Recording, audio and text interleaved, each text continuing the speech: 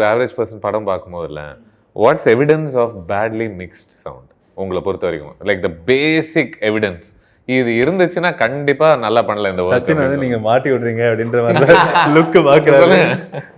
இல்ல It's basically probably the dialogue levels, the dialogue treatment, and all that. Once you hear that, we'll know, okay, this is not probably mixed properly. The dialogues, I mean, basically the balance when you watch a film, you know, the correct. balance. அது நீங்க சொல்ற ஒரு பாணியில average பர்சனுக்கு தெரிய போறது கிடையாது. இப்போ டயலாக் லெவல் என்னவாக இருக்கணும் அப்படின்னு சொல்லிட்டு. But I'm saying what would a symptom be where you Like I think if it is jari or if it is going out of place, you will know. See, this again, sound and art department is like invisible thing only. Correct? As per it's not heard or it's not like visually, nobody is going to say that இந்த horror படத்தோட sound பயங்கரமானது இல்லை அப்படின்னு ஒரு common man சொல்றது படம் நல்லா இருந்தது அப்படின்னு சொல்லுவாங்க.